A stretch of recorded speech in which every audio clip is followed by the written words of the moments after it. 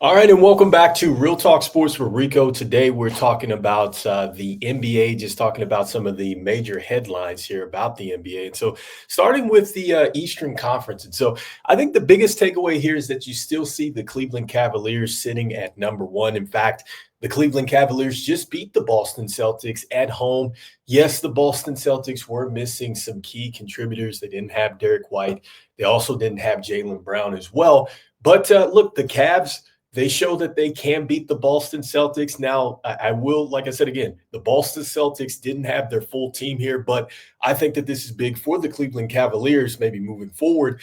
Just having, just that belief that that can possibly happen. So the Cleveland Cavaliers still at the top of the Eastern Conference. They have lost three times now. So next up, the Orlando Magic. Look, I like the fact that the Orlando Magic continue to really stay at the top of the Eastern Conference. They still don't have their main player back there in Banchero, but they still are finding ways to get it done. And I think that that is just really just shows you how just a testament of what it takes to be a good team and just trusting your younger players and building the team the right way, because that's what they have there in Orlando. They have a young core and they're playing very well. So I think that that's the biggest takeaway with the Orlando Magic.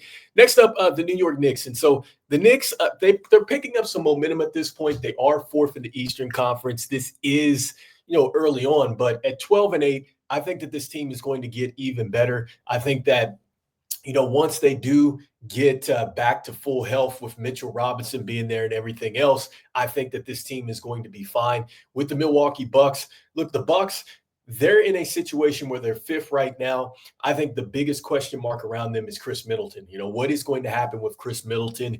Is he going to be able to get back to help this team out? Because without Drew Holiday, we can see that defensively this team's struggling. I think that Chris Middleton helps this team, but coming off these surgeries and things like that, I think that the Milwaukee Bucks still need to do another shakeup in order to really maximize what they have right now in this window. They got to find a way to get better defensively, and that hasn't necessarily happened, even though Giannis continues to play at a high level. Next up, some teams to note with the Atlanta Hawks. And so the Atlanta Hawks continue to keep getting it done. They do have an awkward roster construction, I think, but the Atlanta Hawks find ways to get it done. They're doing good here in the NBA Cup. Believe they are in now the elimination round, if I'm not mistaken. But Atlanta continues to keep pulling wins out, and I think that the first pick overall, Zachary Rizichet, I think he continues to play pretty good. With the Pacers, 9-12. Look, there's still some time here trying to catch some momentum. Next up, the Brooklyn Nets. I think with the Nets, they played a lot better than what some would anticipate them playing at ninth in the Eastern Conference. Maybe they are looking to maybe make some major trades here, possibly tank. Detroit Pistons at 9-13 continue to get some games. I think the key takeaway for them is just that they continue to have players like Cade Cunningham go down. And so hopefully they can get Cade Cunningham back consistently here. I think that that helps this team. Next up, the bottom half of the Eastern Conference. And so starting with the Chicago Bulls, look, it's reports around them, trade rumors that they might be looking to go ahead and they might be sellers here at the trade deadline. Not just Zach LaVine and Vooch are on the trade block, but perhaps Patrick Williams, Alonzo Ball. Look, there could be a major shakeup coming with the Chicago Bulls. And personally, I think that this is probably the best thing for them. They need to get out of just being in the middle, I think, of the bottom of the Eastern Conference year after year.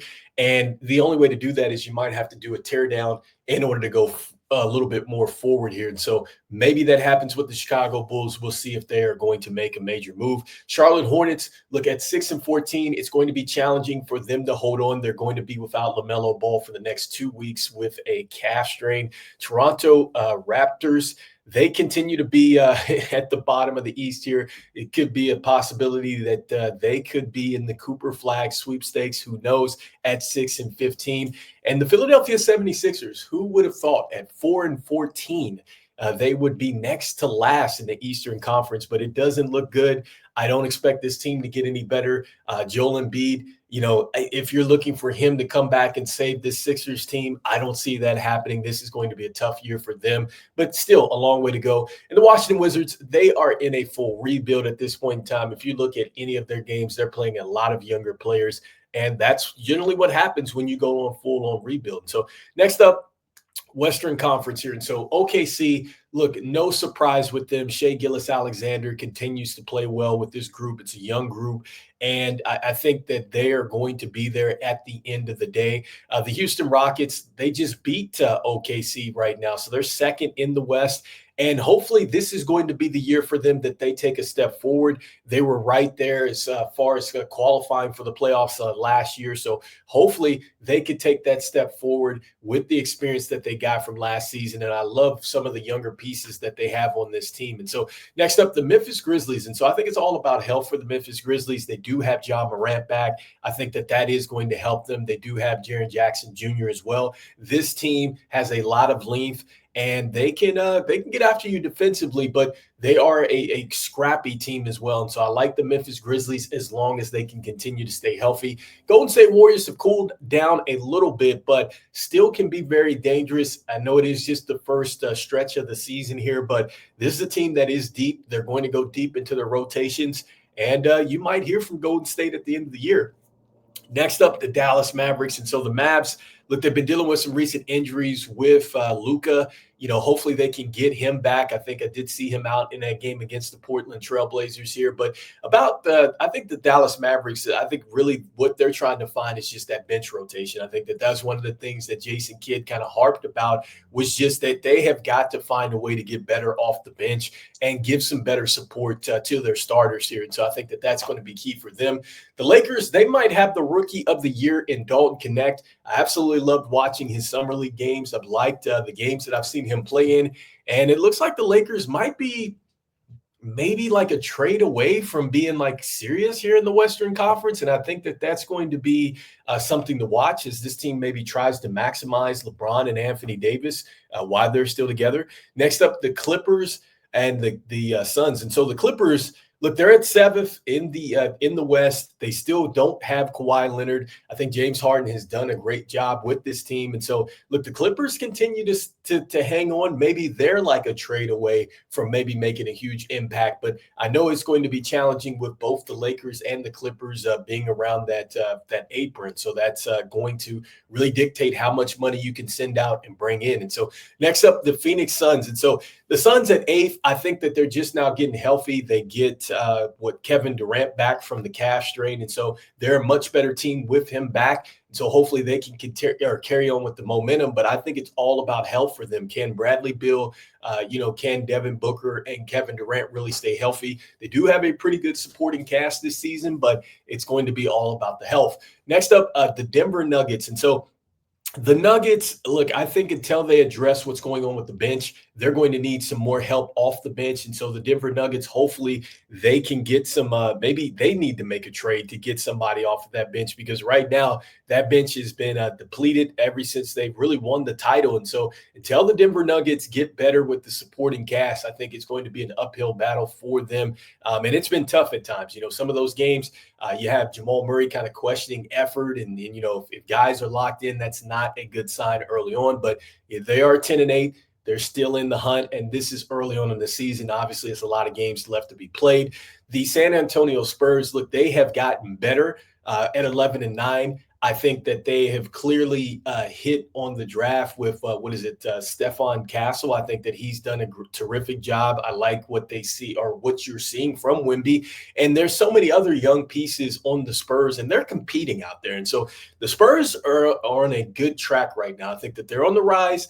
They're just a couple pieces away from really taking another leap. And I think that this year coming up, they have some draft capital too. And so this team could get pretty scary pretty soon. And so next up, the Timberwolves. And so the Timberwolves at 9-10, if you were to tell me that they would be 11th in the West, like, this team has just not been the same team.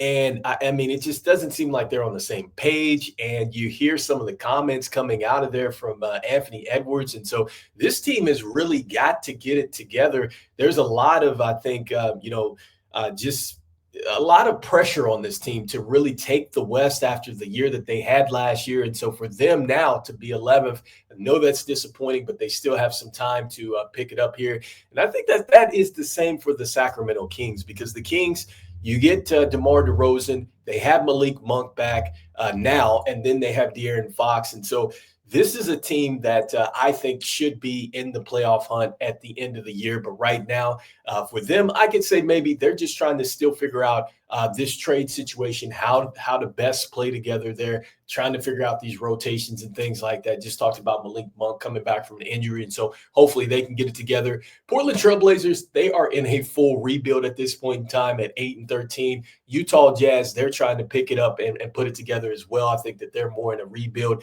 And with the New Orleans Pelicans, like, this is probably one of the more disappointing teams, I'd say, at this point. If you were to tell them that they were going to be 4-17 right now, I'm pretty sure coming into this season they didn't have that down as a goal. And I think the bottom line for them is just injuries. I think that that is seriously the bottom line for them. I mean, when you have Zion Williams, who's out indefinitely with a hamstring injury, they've had Jose Alvarado, he's been out. They had DeJounte Murray. He was out due to the broken hand. And I mean, they've lost, several other players throughout the year. And so you got the injury concerns, and then you have now the situation going on with Brandon Ingram. And so that's interesting, because when you read some of these reports, and depending on what you believe, it sounds like, Brandon Ingram is looking to leave the Pelicans. And it's just a matter of, they're trying to trade him, but it's also to trade him to a place where he would actually sign an extension maybe.